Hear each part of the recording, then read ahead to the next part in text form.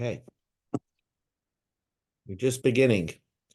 Today's daf is Masechta Baba Basra, daf Kuf Chof Hey. And we're going to be starting from daf Kuf Chof Dalid Amid Beis, about like 6 lines from the bottom. So the discussion that we're having over here is that does a Bechor take Pi Shnayim? Does he take the double portion on a loan obligation? Let's say the father loaned money and collected on the loan after he died. So does the Bechor take Pi Shnayim? The Bechor would take Pi Shnayim on something that was actually in the father's possession when he died. But what about a loan? So one version of the Rabbanan was that the opinion of the Rabbanan is that he doesn't take it, because that is a profit that happened after the death of the father, and therefore the Bechor will not take Pi Shnayim. But there was another way to learn Rabbanan, the B'nai Marava, Sholchu Matam. They said the Rabbanan hold that a Bechor would take Pi Shnayim, even in a loan, because once he's holding on to a debt instrument, like a document that somebody owes him money, command the Gav Yadami. It's as if it's collected. So that's the opinion of the Rabbanan, according to the people of Israel, the Talmidim of Israel. That's the way they learned the Rabbanan. Okay, so let's get into the Gemara. Amalei Ravacha Barav l'Ravina. Ravacha Barav said to Ravina, Ikla Ameimer la'asrin. Ameimer visited our place. So he visited Ravacha's hometown, Vidarish, and he gave a speech. Bechor noitel pishnaim. A Bechor will take the double portion, bimilva, even on a loan that matured after the father passed away. The Bechor will take Pi Shnayim. Avo loy beribis, but not the interest on that loan. If the principal comes back, the maturity principal amount, the Bechor will take Pi Shnayim, but not on the interest. So Amalei, so Ravina said to Ra'acha Berei Barav, you should know Ameimar is Nahadoi. He comes from the city of Nahadoi. And L'Tameyu, and most people who live in Nahadoi subscribe to the opinion that a Bechor would take Pi Shnayim on a loan. Why? Because we're going to see that Rav Nachman, who also lived in Nahadoi, subscribes to the opinion that a Bechor takes Pi Shnayim. Da'amar Rabba, on a loan. Da'amar Rabba said, and they're here, and this is what we're going to also discuss today, is this machlekes between Rabba and Rav Nachman. That, okay, a Bechor will take Pi Shnayim on a loan, but it depends what they collected. Gavu karka, if they collected land, that means that the father loaned money, but the lender, the borrower, didn't have money to pay, so they foreclosed on a property. So yeshloi, then the Bechor takes Pi Shnayim. Gavu mois, but if they collected money back, the money was returned, ein loy, then the Bechor does not take Pi Shnayim. Rav Nachman says Gavu mois, if they collected the opposite. If they collected money from the loan, yesh loy, then the Bechor will take Pi Shnayim. Gavu karka, but if they foreclose on a property, ein loy, the Bechor will not take Pi Shnayim. Either way, Rabba and Rav Nachman both agree that with a loan, there's a good chance that a Bechor will take Pi Shnayim. It just depends what they collected. According to Rabba, if they collected karka, the Bechor takes Pi Shnayim. And according to Rav Nachman, only if they collected money back from the loan does the Bechor take Pi Shnayim. Amalei Rab Abaya l'Rabba. So Abaya said to Rabba, Lididach kasha l'Rav Nachman kasha. I have a question against you, Rabba, and I have a question against Rav Nachman. Remember, Rabba said Gavu karka yeshloi. Then the Bechor takes Pi Shnayim. So apparently, Rabba learned that the karka is considered. Remember, you only take Pi Shnayim only if it was in the possession of the father's estate when he died. So Rabbi's question is, but since the loan did not mature, right? Since the loan did not mature till after the father died, so why would the Bechor take Pi Shnayim? That's Abaya's question. My shna, we go to Daf Kof Chafei Amar Aleph. My shna mois deloy. What's the reason why the Bechor does not take Pi Shnayim if money was returned from that loan? Because the lav haini monish shavek avin. The money was not in the possession of the father when he died. It's a matured loan that he loaned out money. Now he got the money back. So therefore, this is not the same money that he's getting back. And because of that, therefore, it's ro'ui. It's not really muhsik. It's not something that he had. It's something that came after he died. And therefore, the Bachar does not take pishnayim. So karkanami, even if the loan was returned in the form of property, so lav haini halav ha karka shavek avim. This is not the same land that the father left over. And because of that, there should be no pishnayim on that karka. So that is a question against Rabbah. V'oid, another question Abaye had against Rabbah. Mistabra tam, we're going to have a girsa that Rabbah said, Mistabra tamid the benim Rabbah. Later on in a story, we're going to discuss today a story and about the people of Israel, and we're going to discuss that story. And it had to do with a grandmother. We're going to deal with a great grandmother. The Ikodom Safta Vizabina Zavina Zvina. He came up with this idea that if the grandmother could have sold the property when she was alive, it would have be considered a good sale. So what he's trying to say is, Abaye is trying to say is, even if you view that the land belonging to the borrower has a lien on it, but technically the borrower could have sold the land and paid back the loan with money. He paid it back with land, but if he decided at the last minute to sell the land and return money, he could have done that. And if he did that, that'd be fine. So therefore, the land is never considered in the possession of the father because it's not guaranteed that he's going to get his return on his loan, his outstanding loan, in the form of land. So we're back to square one. Why does Rabbah say, does the Bechor take pishnayim if the loan was returned in the form of property? Now we have another question according to Rav Nachman. Rav Nachman Kasha. According to Rav Nachman, I have another question. Rav Nachman said the opposite. He said that a Bechor would take pishnayim if the loan was returned, obviously after father died, in the form of money, but not in the form of capital. So again, why would he take pishnayim if it was returned in the form of money? That money was not in the possession of the father when he died. In fact, he loaned money and he expected the borrower to use the money that he lent him. So it's not the same money. So maishna the karka the loy. Why do you say by karka? There is no pishnayim if the loan was returned in the form of land. The lav ha karka shavek aviyah. This is not the same land that the father gave. I mean, he loaned money. Probably he's expecting to be returned his loan in the form of a cash payment. So therefore, the land is not considered in the possession of the father. So Mois Nami, even if he gets the money back from the loan in the form of currency, Lav Haini Mois Shavek Avun. That's not the same currency that the father left over. In fact, the father's receiving different currency back because the money that he loaned out was spent. So again, this is not the only time a Bechor would take pishnayim, only if something was guaranteed in the possession of the father at his time of his passing. But since this loan matured after he passed, so why would the Bechor get pishnayim? V'oid, and another question against Rav Nachman, Amar Rav Nachman, Amar Rabba Bava. Rav Nachman and Rabba Bava said, Yishoimim shegavu karka b'choivis aviyah, a Yisoim, a Yasa, that collected on a loan that somebody owed their father money. And the assignment found that somebody owed their father money, and they foreclosed on a property because somebody owed their father money. Now, Bal Choiv, Choizer Goiva Mehen. Wow. So Bal Choiv, the owner, if their father owed somebody else money, he can foreclose on the property. You see, that's very interesting because normally, if the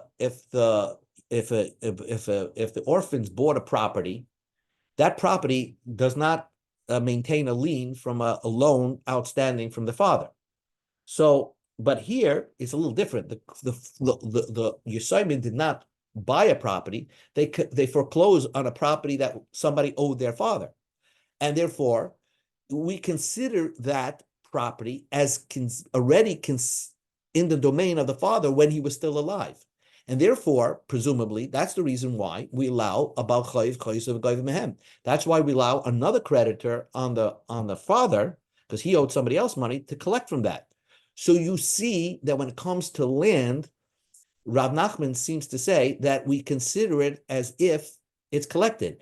I mean, that it means a land that's leaned on, that has a lien on it because of a loan outstanding, we consider that as almost as if it's collected on. And therefore, Rav Nachman's halacha makes sense that if the Chsoimim collected on a land, then another outstanding creditor can foreclose on the orphan's land that they foreclosed on somebody else.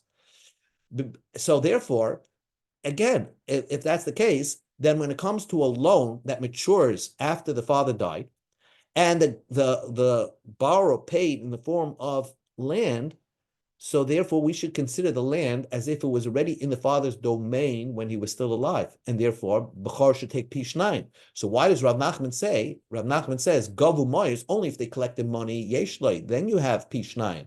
Gavu Karka, but if he collected on land, there is no P9.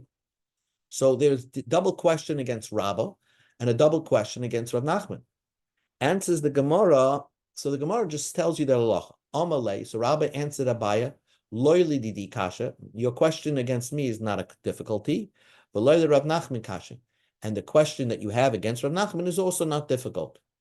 Taima de bnei Marava ka'amrinim.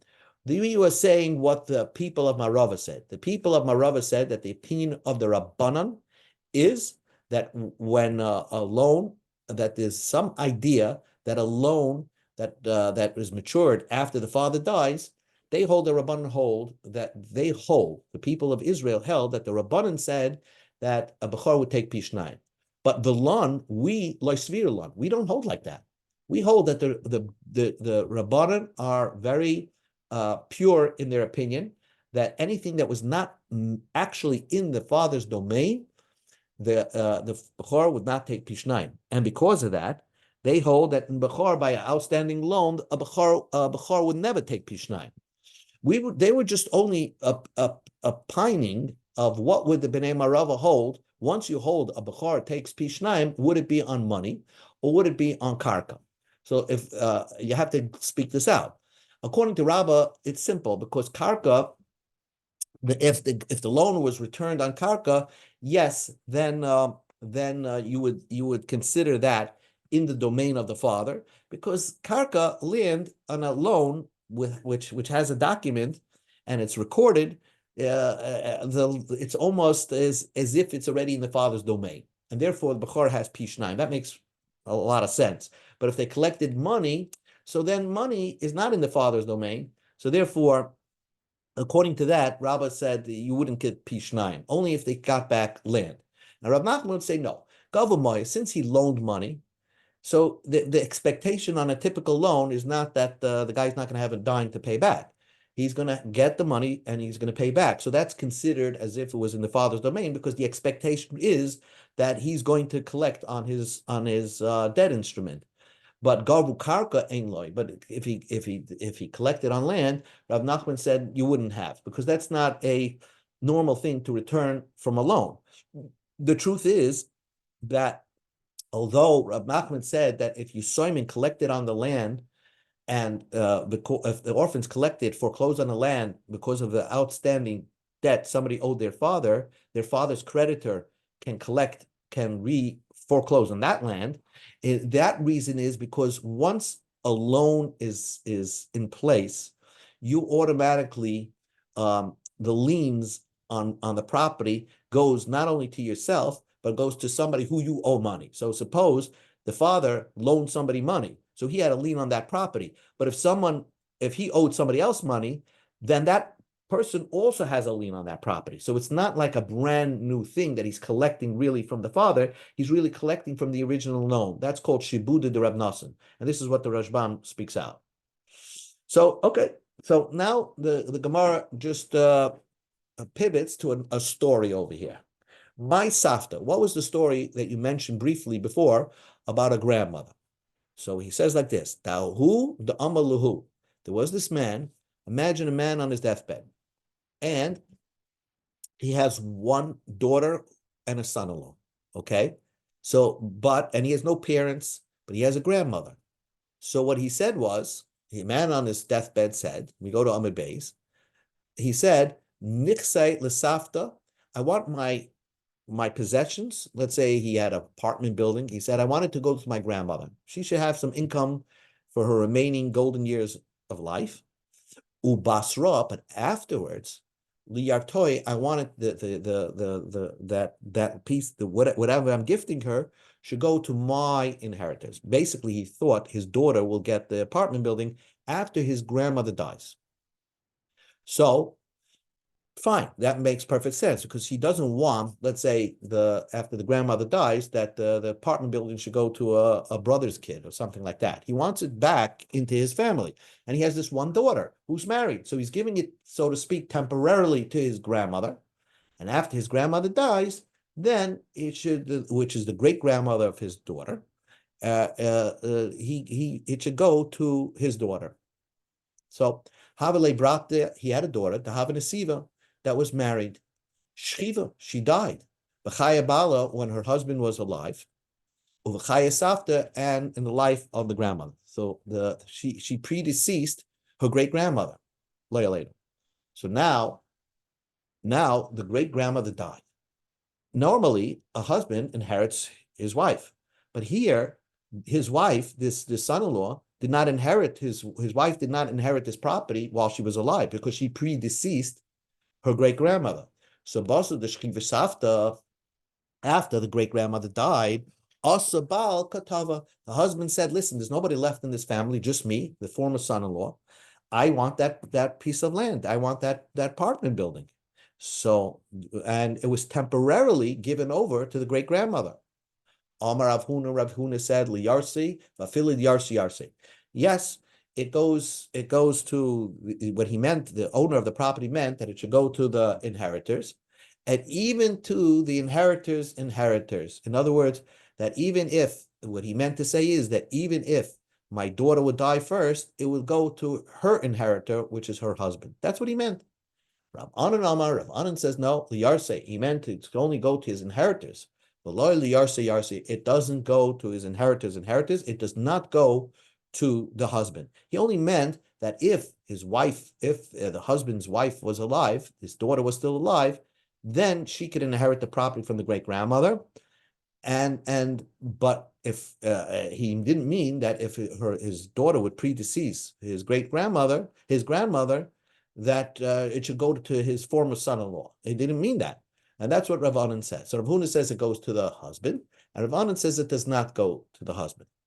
So in Israel, they examined this same question, and they paskin hilchas kavos Rav Anan. The halacha is like Rav Anan, that it goes to it does not go to the son-in-law. He gets nothing, but lav mitame, but not because of what the reason of Rav Anan. Hilchas kavosei Rav Anan, the halacha is like Rav Anan, the Baal lo yaris, that the husband does not get the property. Lav mitame, but not because of what Rav Anan said. Because Rav Anan had a reason. The Rav Anan savar, Rav Anan said, Afagav, because Rav Anan said that maybe the father that gave this property to the grandmother, or her great grandmother, maybe he didn't want any inheritor of his daughter to get the property. And that would come out that if the daughter died but had a son, he wouldn't either inherit that apartment building. So because he meant only my inheritors, he meant his daughter, but not his daughter's inheritors, which is her husband or her son. So the truth is, it's not true. The afagav, the havale brei, the brate lo yaris. According to Rav Anan, even if the daughter would have had a son, the daughter would not be still would not inherit it. And it wouldn't be true. If the daughter did indeed have a son, and she predeceased the great grandmother, the son would inherit. Certainly the son would inherit, because that's not what his grandfather meant. That he's not going to inherit the property after great grandmother dies. But if it was just a husband, that means that if Lo Yaleinu, the daughter did not have any children, if the daughter did not have any children and it was just the husband and she predeceased her great grandmother, the husband, the reason why she would not inherit, because this was not in the wife's domain. When she died, her great grandmother was still around. So she expected it to happen. That's what roy means. But she didn't actually hold on to the property. A husband would not inherit his wife something that is expected for her to receive as if she actually has it. So only then, if she actually has it, then her husband inherits his wife. But if she didn't actually has it, then the husband will not inherit his wife. And that's why the people in Israel held that the husband, because his wife predeceased him, will not inherit his wife. And what's going to happen with the property from the great grandmother? Probably goes to another brother. If she had another son, to nephews or whatever. So doesn't this imply that the way the people of Israel understand this, that Rav Huna says that the husband will inherit it? Rav Huna sava bal noite baroik b'muksuk, that a husband would take something that she is expected for his wife to inherit as if she has it. Nobody holds such a thing. Nobody holds that a husband would inherit his wife something that is expected after her passing. That no one holds that way. So how could you say Rav Huna says that the husband, the way you understand it, how could you say that Rav Huna holds that the husband would inherit? Amar Rab Lazar explained Rav Huna. This idea of what Rav Huna said, he was a gadol. He opened, so to speak, this idea, and it's going to end up being explained by a small person like me, Rab Lazar. That means when he said that my great grandma, when the man on his deathbed said my grandmother should take the apartment building, right? He meant to say that she should, take the rental income. And when he said afterwards it should go to my daughter, or afterwards it should go to my inheritors, he meant to say it's as if it's right now in the hands of the inheritors. It's as if the deed is in the hands of the inheritors. It really now belongs to the daughter. She's now a muhsik in it, and it's just that she has to give the rental income to her grandmother, her great grandmother, as long as she's alive. So therefore, since it's considered, Rav Huna considers as if the daughter had the property. So when she predeceases her grandmother, a great grandmother, and then a great grandmother dies, she gets the property because it was always in her domain. It will always belong to her. The husband could inherit her. So Rabba said, "Mistabra Talmud Bnei Barabba." I like what Bnei Barabba said, right? That really not like Ravanan said, or what they understood, that really the husband does not inherit the husband does not inherit his wife. Why? Because really he can't really consider it as if it's already in the domain of his wife. Because the ikodam safta v'zamna, let's say the great grandmother decided to sell it, Zavina Zvina. According to Rabbah, it would be considered a valid sale.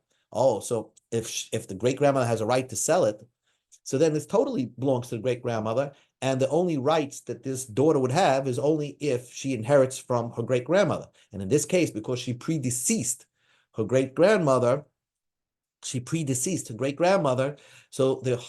it was never in the possession of his wife, and therefore the husband does not inherit. And this is what we referenced on the Amar Aleph, that Rabbah said that since somebody could sell it, so it's not considered as if it's in your hand. And because of that, they felt by a loan, as long as the borrower could really sell the property and pay back money, it's not considered as if it is collected on. So now we just have another minute of concluding thoughts over here. Amar Papa said, Hilchas and the halacha is ein habal noita baroik b'muksuk. That's simple. That a husband does not inherit his wife, only what she actually owns, not what something that came to her after she passed on. So only if she actually had the possession of something, not something that she's expected to get. A husband will not inherit that. And same thing, a bachar will not take a a roy kubamuchsik, only something that you're expecting to have, as if it's already had. The bechor will not take pishnayim, right? Let's say you're expecting fruits to ripen. So the bechor will not take pishnayim on that fruits to ripen, even though you're expecting it, because it actually did not ripen and when the father was passed on. So when the father passes on, we look at the property the way it is. And even on a loan that's outstanding that did not mature, the bechor will not take pishnayim. No matter what was collected on after the father died, the bechor will not take pishnayim of that. And finally, milva she'imoi pligi, and that if the loan outstanding was taken by the bechor himself, then that is a machlokes that pishnayim, we're not sure, since it was already in the hands of the bechor, he borrowed from his dad. So the pishnayim that he was supposed to take on that, he splits that with the rest of the brothers, like any moment that you have a doubt on. But then generally, this idea of pishnayim for a bechor is interesting because it's hard to put into practice. Because if a father has money in the bank, that's not money that he has in his possession, because typically the bank will lend out the money, and when you want them to withdraw the money, then they give it back to you. So it's not collected on. So it's not muhsik. You don't really own anything, and could be the bank will go bankrupt anyway. These halachas are very interesting when it comes to pishnayim for a bachar. Okay, we'll stop over here.